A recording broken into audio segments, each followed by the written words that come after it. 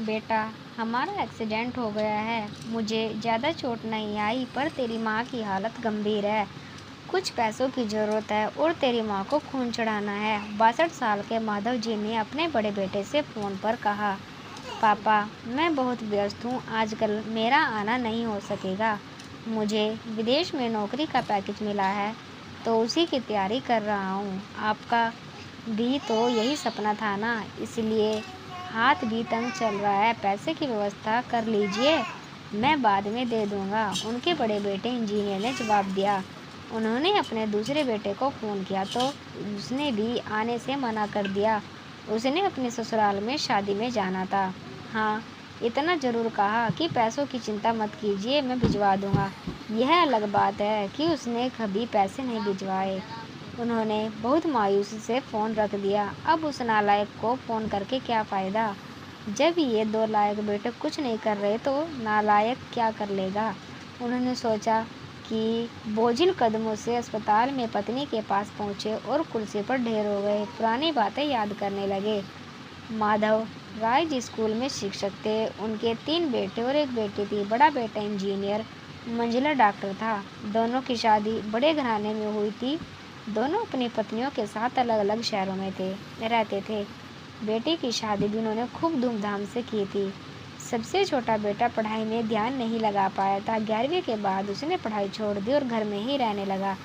कहता था, मुझे नौकरी नहीं करनी, अपने माता पिता की सेवा करनी है। मास्टर साहब उसे बहुत नाराज रहते थे। उन्होंने उसका नाम नालायक रख दिया था। दोनों बड़े भाई पिता के आज्ञाकारी थे, पर वह गलत बात पर उनसे भी बहस कर बैठता था, इसलिए माधव जी उसे पसंद नहीं करते थे। जब माधव जी रिटायर हुए तो जमा पूंजी कुछ भी नहीं थी। सारी बचत उन्होंने बच्चों की उच्च शिक्षा और बेटी की शादी में खर्च हो गई थी।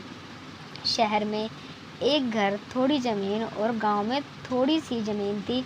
घर का खर्च उनके पेंशन से चल रहा था। माधव जी को जब लगा छोटा सुधरने वाला नहीं, तो उन्होंने बंटवारा कर दिया और माधव जी को लगा कि छोटा बेटा सुधरने वाला तो नहीं, उन्होंने बंटवारा कर दिया और उनके हिस्से की ज़मीन उसे देकर गांव में ही रहने भेज दिया। हालांकि वह जाना नहीं चाहता था, पर पिता की जिद के आगे झुक गया और गांव में ही झोपड़ी बनाकर रहने लगा। माधव जी सबसे अपने दोनों होनहार और लायक बेटों की बड़ाई करते थे। उनका सीना गर्व से चौड़ा हो जाता था, पर उस नालायक का नाम भी नहीं लेते थे। 2 दिन पहले दोनों पति पत्नी का एक्सीडेंट हो गया था। वह अपनी पत्नी के साथ सरकारी हॉस्पिटल में भर्ती थे। डॉक्टर ने उनकी पत्नी का ऑपरेशन करने को कहा था। पापा पापा सुनकर तंद्रा टूटी देखा तो सामने वही नालायक खड़ा था। उन्होंने गुस्से से मुंह फेर लिया, पर उसने पापा के पैर छुए और रोते हुए बोला, पापा, आपने इस नालायक को क्यों नहीं बताया? पर मैंने भी आप लोगों पर जासूस छोड़ रखे हैं। खबर मिलते ही भागा आया हूँ। पापा के विरोध के बावजूद उसने उनको एक बड़े अस्पताल में भर्ती कराया। माँ का ऑपरेशन कराया, अपना खून दिया। दिन रात उनकी सेवा में लगा रहता और एक दिन वह गायब हो गया। वह अपने बारे में फिर बुरा सोचने लगे थे कि तीसरे दिन वह वापस आ गया। महीने भर में ही माँ एकदम भली चंगी हो गई। वह अस्पताल से छुट्टी लेकर उन लोगों को घर ले आया। माधव जी के पूछने पर उसने बताया कि खैराती अस्पताल था, पैसे नहीं लगे, घर में नौकरानी ही थी। वह उन लोगों को छोड़कर वापस गांव चला गया। धीरे धीरे सब कुछ सामान्य हो गया। एक दिन यूं ही उनके मन में आया कि उस नालायक की खबर ली जाए।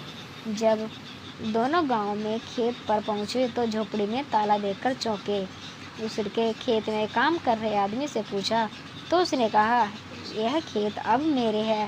पर यह खेत तो उन्हें बहुत आश्चर्य हुआ। और हाँ, उसकी माँ की तबीयत बहुत खराब थी, उसके पास पैसे नहीं थे, तो उसने अपने सारे खेत बेच दिए। वह रोजी रोटी की तलाश में दूसरे शहर चला गया है। बस यह झोपड़ी उसके पास रह गई है। यह रही उसकी चाबी, उस आदमी ने कहा। वह झोपड़ी में दाखिल हुए तो बरबस उस नालायक की याद आ गई। टेबल पर पड़ा लिफाफा खोल कर देखा तो अस्पताल का 9 लाख का बिल उनके मुंह को चिढ़ाने लगा। उसने अपनी पत्नी से कहा, जानकी, तुम्हारा बेटा नालायक था तो ही झूठा भी है। अचानक उनकी आंखों से आंसू गिरने लगे और वह जोर से चिल्लाया, तू कहाँ गया नालायक? अपने पापा को छोड़कर एक बार वापस आ जा, फिर मैं तुझे कहीं जाने नहीं दूंगा। उनकी पत्नी के आंसू भी बहे जा रहे थे और माधव जी का इंतजार था कि अपने नालायक बेटों को अपने गले से लगाकर रोने का। सचमुच वो बहुत नालायक था।